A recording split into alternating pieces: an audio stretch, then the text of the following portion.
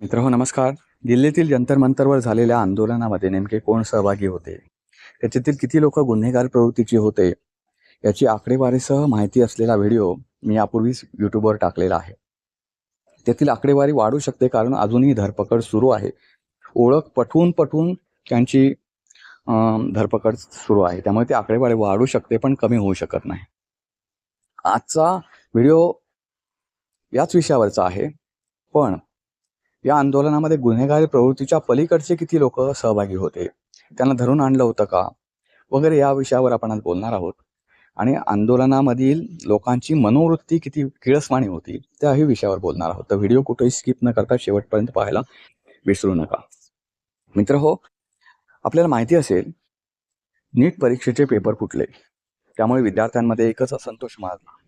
त्यानंतर सरकारनं नीट परीक्षा पुन्हा घेण्याचं जाहीर केलं. ती परीक्षा पुन्हा झाली, त्याचे निकाल सुद्धा लागले. मित्रांनो, नीट परीक्षा पेपर फुटीनंतर काही मुलांनी आत्महत्या केल्या. दुसरी एक महत्त्वाची गोष्ट म्हणजे त्यानंतर अनेक इतर मुलं आहेत ती परीक्षेला सामोरी गेली आणि त्याचा रिझल्ट सुद्धा लागला. ते पुढच्या प्रवेश प्रक्रियेला सुद्धा लागली. पण त्यानंतर अचानक या आंदोलनाचा वादळ उठलं म्हणजे ठीक आहे वादळ, आणि ज्याचा या परीक्षेशी संबंध आहे त्यांनीच आंदोलन करावं असं कुठल्या संविधानात लिहिलेलं नाही, असं कुठल्या कायद्यात लिहिलेलं नाही.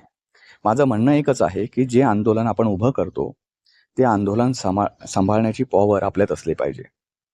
त्याच्यात समाजकंटक घुसलाय का? समाजकंटक घुसला असेल तर पोलिसांना त्यांना वेळेत सांगून त्यांना हुसकावून लावणं, अशा गोष्टी केल्या पाहिजेत आणि आंदोलन हे शांततेच्या मार्गानं केलं पाहिजे. जसं तुम्हाला नीट परीक्षा पेपर फुटीनंतर विद्यार्थ्यांनी आत्महत्या केल्या, ह्याचं जसं तुम्हाला खूप वाटतं, क्लेशदायक वाटतं, ते तुमच्या मनाला वेदना करणार वाटतं, तसंच तुमच्या आंदोलनामुळे जे आंदोलन पूर्ण दिल्लीभर पसरलं होतं, नुसतं जंतर मंतरवर नंतर स्थिमित राहिलं नव्हतं, तर इतर कुठेतरी लोक सफर होतील, सामान्य लोक, याची सुद्धा काळजी घेतली पाहिजे. आणि ते सफर जर होत असतील तर ते आंदोलन आटोक्यात आणणं, त्याचा आवाका फक्त जंतर मंतर पुरता ठेवणं, त्या आंदोलनामध्ये सहभागी असलेल्या लोकांची भाषा व्यवस्थित असणं, संविधानिक असणं. ज्या संविधानात तुम्ही मानता, म्हणजे संविधानकर्त्याचा फोटो तुम्ही व्यासपीठावर ठेवता, तर तुम्ही संविधान जास्त पाळलं पाहिजे, या अपेक्षा आहेत तुमच्याकडून. तर ह्या गोष्टी करणं, हे आंदोलन ज्यांनी आयोजित केलंय त्यांची जबाबदारी असते. ही जबाबदारी अभिजित तिपके नावाच्या तरुणाने पार पाडली का, हा खरा प्रश्न आहे. मित्रांनो, मी एका रेफरन्सने बोलणार आहे आजच्या या विषयावर. आपल्याला आठवत असेल, रुचिका सिंह नावाच्या 15 वर्षीय अल्पवयीन तरुणीनं मोदींना अर्वाच्य भाषेत शिव्या दिल्या होत्या. म्हणजे ज्या शिव्या मी ते यूट्यूबवर सांगू सुद्धा शकत नाही, अशा भाषेत आहेत. एका पंतप्रधानाबद्दल, देशाच्या पंतप्रधानाबद्दल असं बोलणं योग्य आहे का, हा महत्त्वाचा मुद्दा आहे. त्यांचं अपयश हे अपयश आहे, काही गोष्टी त्यांचं अपयश आहे, पण आपल्याला हे माहिती आहे का की पंतप्रधानमधून मोदींनी देशात काय बदल केले, याचा आपल्याला अभ्यास आहे का? आणि ते अभ्यास करण्याचं तुमचं वय तरी आहे का? देशाची जबाबदारी उचलणाऱ्या पंतप्रधानांना निवडून देण्याचा अधिकार सुद्धा तुम्हाला अजून प्राप्त झालेला नाही, कारण तुमचं वय 15 वर्ष आहे. तुम्हाला मोदी म्हणजे काय, पंतप्रधान म्हणजे काय असतात, पंतप्रधानांचे अधिकार काय असतात, कर्तव्य काय असतात, पंतप्रधान म्हणजे देशाचा प्रथम नागरिक असतो, हे सुद्धा माहीत नाही तुम्हाला. या वयामध्ये तुम्ही त्यांना शिव्या देताय. बरं, शिव्या कुठल्या भाषेत देताय? म्हणजे ज्या पुरुषांना सांगायला लाज वाटेल अशा पद्धतीनं तुम्ही शिव्या देताय. त्यात ऋषिका सिंहाच्या आई वडिलांनी असे कोणीतरी बघितलं असेल, ती ट्रोल झाली असेल, तिच्यावर मेन म्हणजे FIR दाखल करण्यात आलाय या प्रकरणात. तो काही सरकारनं वगैरे दाखल केला नाही, तिसऱ्याच माणसानं दाखल केलाय.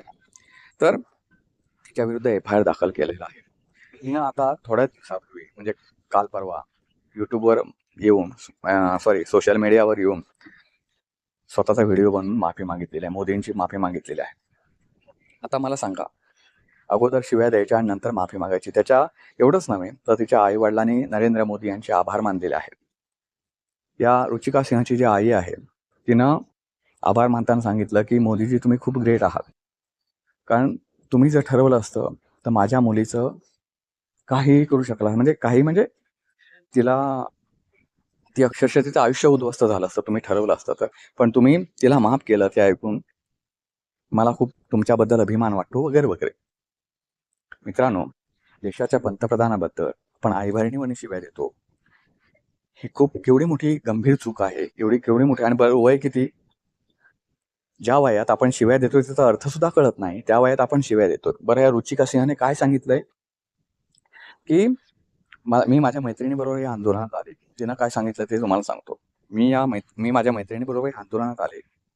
तिथे तिथे आम्हाला मुलं भेटली, मुलं मुली कोणती असतील ते भेटले आणि त्याने आम्हाला सांगितलं की आमच्यासारखं बोल, म्हणजे आमच्यासारख्या शिव्या दे, आणि मी दिल्या असं तिनं सांगितलं.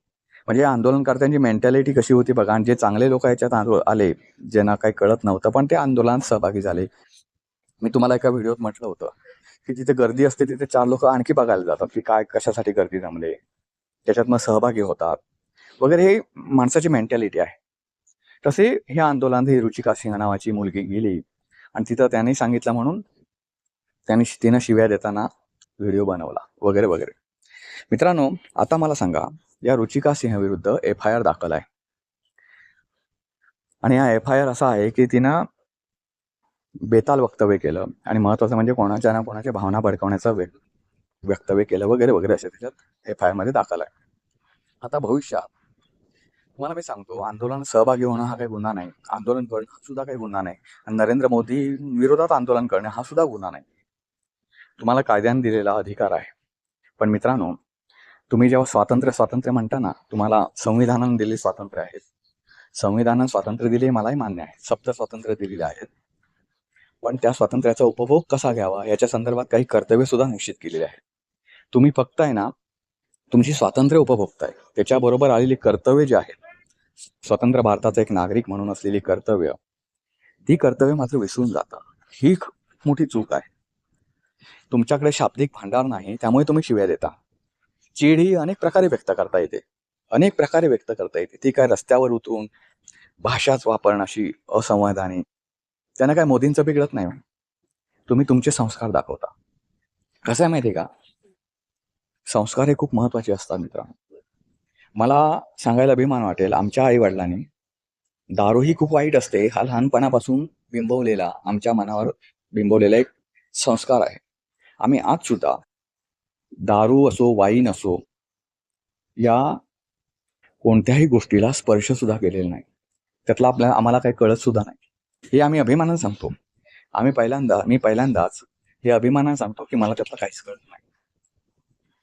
तर बाकीच्या गोष्टी तर बघा, माझा कुठलाही व्हिडिओ बघा, मी कोणावरही चिडून व्हिडिओ केला असेल तर कुठली असंविधानिक भाषा वापरली नाही. मग मला सांगा, डॉक्टर बाबासाहेब आंबेडकरांना तुम्ही व्यासपीठावर आणून पूजता, त्यांचं पूजन करता, त्यांच्या नावाने असे एवढे मोठे नारे हे करता, तर बाबासाहेब आंबेडकरांच्या विचारांचं पूजन तुम्ही करता की मी करतो हे तुम्ही फक्त सांगा. आणि मित्रांनो, खरंच कॉमेंट्समध्ये तुम्ही व्यक्त व्हा की बाबासाहेबांच्या प्रतिमेचं पूजन करणं हे महत्वाचं आहे की त्यांच्या विचारांचं पूजन करणं हे महत्वाचं आहे. बाबासाहेबांनी सुद्धा लढा दिला प्रस्थापितांविरुद्ध, त्यांनी काही शिवराळ भाषा वापरली नाही. मग तुम्ही त्यांचं नाव घेऊन कशाला हे करताय सगळं, हा एक महत्वाचा मुद्दा आहे. असो, तर आता हिच्या विरुद्ध FIR दाखल झाला. आज तुम्हाला मित्रांनो सांगतो, देशामध्ये नरेंद्र मोदी सरकार आल्यानंतर ज्यांनी ह्या गोष्टी केल्या, अशा गोष्टी मोदींना शिवीगाळ करण्याच्या वगैरे वगैरे, तर त्यांची अवस्था काय झाली तुम्हाला एक उदाहरण सांगतो. भीमा कोरेगाव आपल्याला आठवत असेल. त्या भीमा कोरेगाव प्रकरणातील जे आरोपींना अटक आहे, त्या आरोपींची आज सुद्धा सुटका झालेली नाही, ना त्यांना जामीन मिळालाय, ना त्यांची केस चालत आहे. तुम्ही हे कोणालाही विचारू शकता, किती वर्ष झाली त्या भीमा कोरेगाव प्रकरणाला. आज ते आरोपी तुरुंगामध्ये सडतायत. त्यांना विचारणारे सुद्धा कोणी नाही. आंदोलन करणारे, भावना भडकवणारे खूप लांब गेले. त्यांची केस चालत नाही तर किती ठिकाणी आंदोलन झाले सांगा. त्यांच्या जातीचे लोक तरी त्यांच्या मागे उभी राहिली का हो? तर अजिबात राहिली नाही. आज कपिल सिब्बलांनी एक विडा उचललाय की मी सगळ्यांच्या केस लढेन, त्यांनी आर्थिक मदत सुद्धा केली. अभिजित दिपके म्हणतोय की बाबा मी सगळ्यांच्या मागे उभा राहीन, सगळ्यांच्या कायदेशीर लढाई आहेत ते मी लढेन. हे शक्य नाहीये. एवढ्या मोठ्या संख्येनं लढाई लढणं हे सोपं नाही. प्रस्थापितांविरुद्ध गेलं पाहिजे हे मला मान्य आहे. म्हणजे आपण गप्प बसायचं का? तर अजिबात नाही. अभिजित दिपकेने जे आंदोलन उभं केलं ते स्तुत्य आहे. सरकारवर नियंत्रण कोणचं असलं पाहिजे माझं परत परत तुम्हाला सांगणं आहे की तुमची भाषा जी आहे ती संविधानिक असली पाहिजे. तुम्ही देशाच्या पंतप्रधानांविरुद्ध बोलताय. तो पंतप्रधान कसाही असो, पण तो देशानं त्या पदावर त्याला बसवलेला आहे. हे विसरून चालणार नाही. हे विसरून चालणार नाही. ज्या संविधानानं तुम्हाला अधिकार दिला कोणाविरुद्धही बोलण्याचा, पण तुम्हाला असा अधिकार दिला नाही की कोणालाही शिव्या घालण्याचा. असा कुठल्या संविधानामध्ये तुम्हाला स्वातंत्र्य दिलं असेल तर मला सांगा. तुम्ही जाहीरपणे घालताय. तुमच्या मनातले विचार जे विचारांचं जे गटार आहे, ते गटार तुमच्यापाशी ठेवलं पाहिजे. ते गटार सोशल मीडियावर येऊन आणि व्यक्त करताय. एका सभेमध्ये वगैरे असतं तर समजू शकतो. तुम्ही सोशल मीडियावरून ते पुन्हा पुन्हा बोलताय.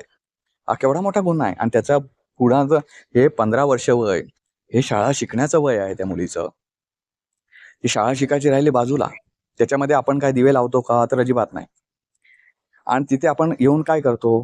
मी मगाशीच म्हटलं, आंदोलन करणं हा काही गुन्हा नाही. आंदोलन करावं तिनं.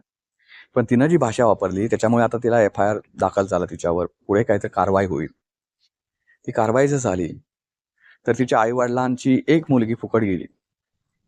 तिला जर तसंच तुरुंगात राहावं लागलं, जसं मी आता तुम्हाला मालेगावचंच सांगितलं, हे नाही, विद्यार्थी आंदोलनं ज्यांनी केली, ते हार्दिक पटेल असेल, तो कुठे आहे बघावर आता.